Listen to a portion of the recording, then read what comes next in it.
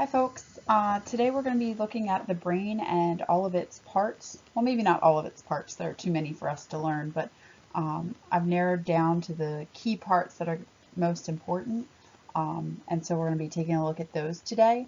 It might be helpful as you navigate through this to make an outline of the major parts and subparts to the brain.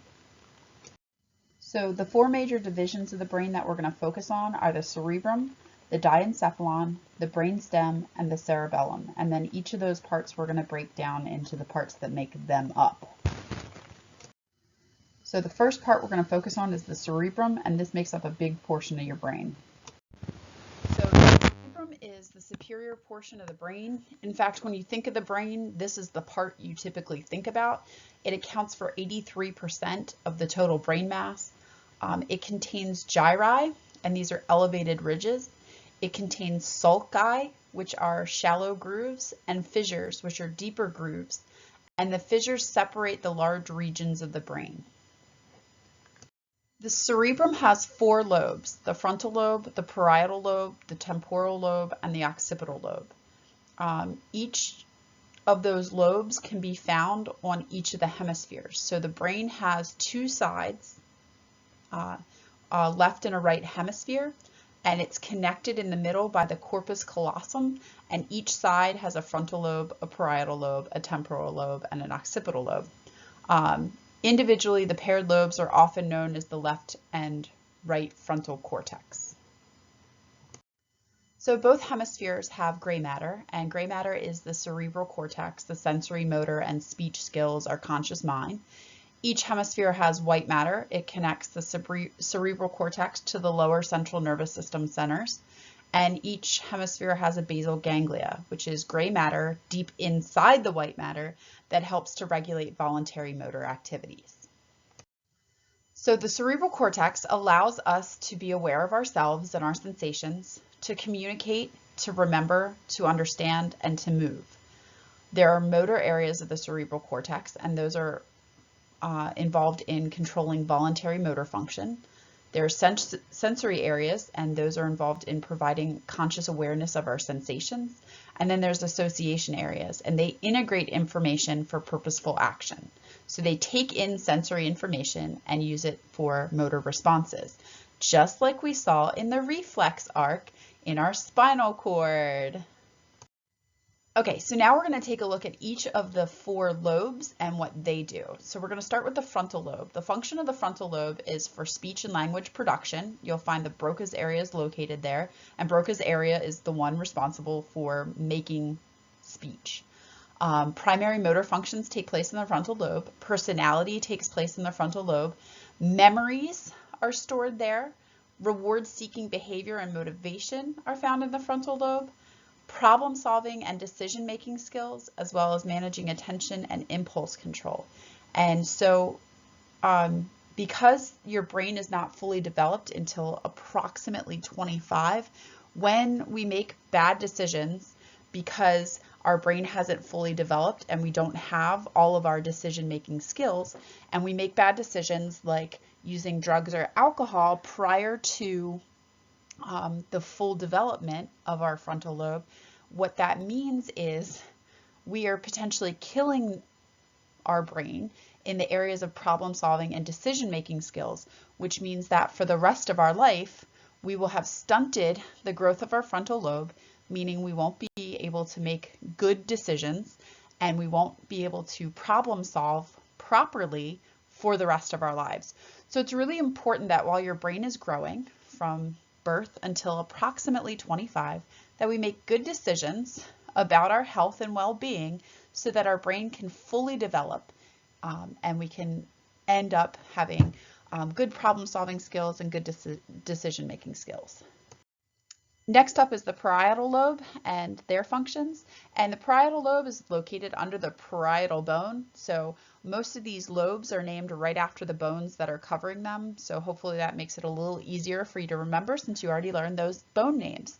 So the parietal lobe, its function is primary sensory function, so processing sensory information that comes in, understanding spatial relationships, pain and touch interpretation, and speech and language comprehension, which is different than speech and language production. So we understand speech in our parietal lobe, but we create speech in our frontal lobe, which, isn't that wild?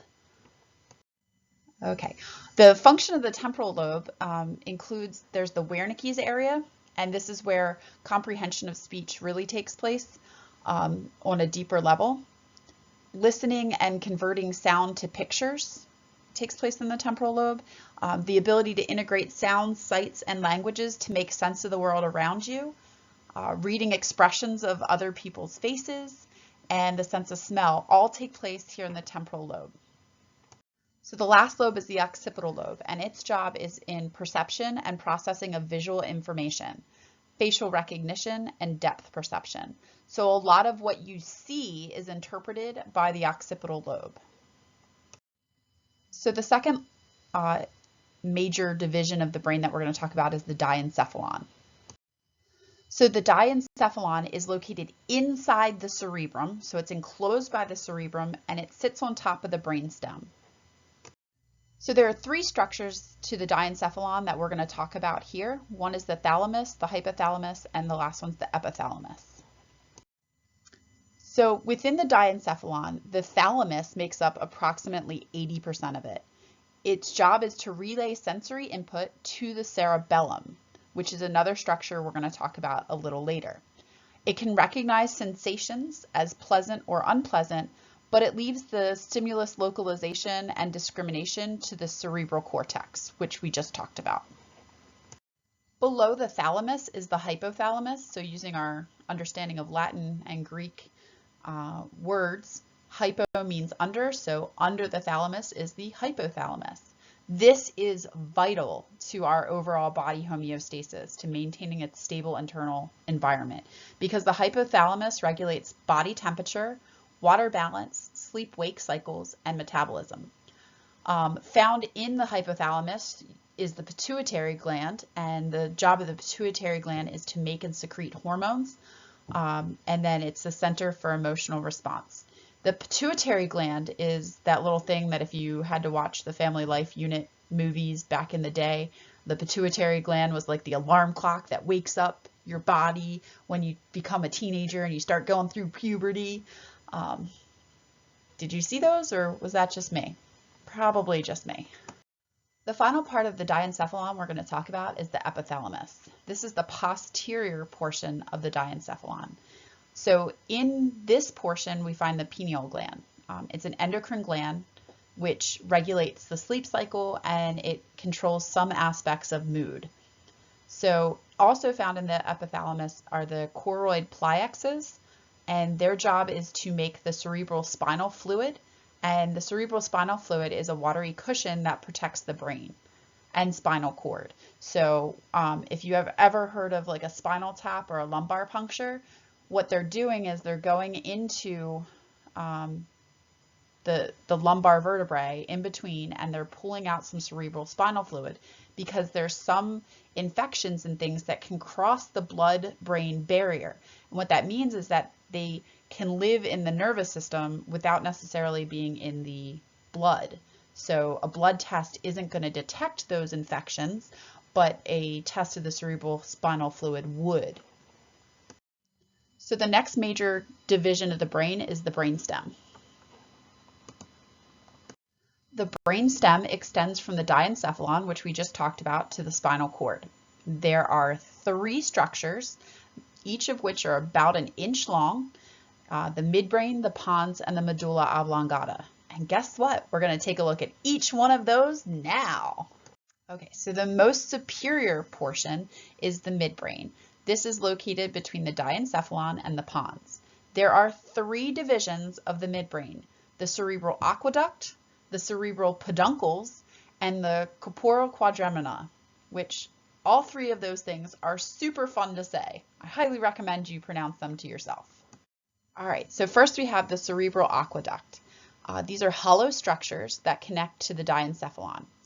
They are involved in pain suppression and serves as a link to the autonomic nervous system pathway that controls the fight or flight response. Next up are the cerebral peduncles, which peduncles is so much fun to say. I really encourage you to say it to yourself. The cerebral peduncles are vertical pillars that hold up the cerebrum. So it's holding up that big portion of the brain that includes the 4 lobes. And its job is to convey ascending and descending impulses. So it's going to get information from the spinal cord up into the brain and carry information from that cerebral cortex back down into the spinal cord. So the corpora quadgemina, say that 5 times fast, the quad part refers to 4. So they are 4 dome-like surfaces. They're found in the posterior portion of the midbrain, and they're reflex centers for vision and hearing. So the next part of the brainstem is the pons, and this is the bulging portion of the brainstem that's wedged between the midbrain and the medulla oblongata. This serves as the connection to other parts of the brain and helps to control breathing, which is pretty important for life. The last portion is the medulla oblongata, and it merges the brainstem to the spinal cord. The medulla oblongata controls your heart rate, blood pressure, breathing, swallowing, vomiting, hiccuping, coughing, and sneezing. Some of those things are pretty important, and some of those are just annoying, like hiccuping. Da, da, da, da. We're at the last part of the brain, the cerebellum. And this is a weird looking part of the brain. So the last major division of the brain is the cerebellum. The cerebellum, as you can see from the diagram, is found inferior to the occipital lobe and posterior to the pons in the brainstem. It plays a role in cognition, which is fancy talk for thinking. It plays a role in language and problem solving, and it provides precise timing for skeletal muscle activity, and that also means that it plays a little bit of a role in your balance. One thing that scientists have liked to do is really smart people and things like that, they like to take a look at their brains, especially like 100 years ago. So we found that Albert Einstein's cerebellum was larger than normal. About 100 years ago, we thought that the size of the brain meant that someone was more intelligent, and by taking people's brains out at autopsy and inspecting them, we actually found that the size of the brain really doesn't mean anything about how smart someone is, but in looking at brains, they found that Albert Einstein's cerebellum was larger than normal, and so we're not really sure what that means, but maybe it has the problem-solving role of it had something to do with how wonderful he was.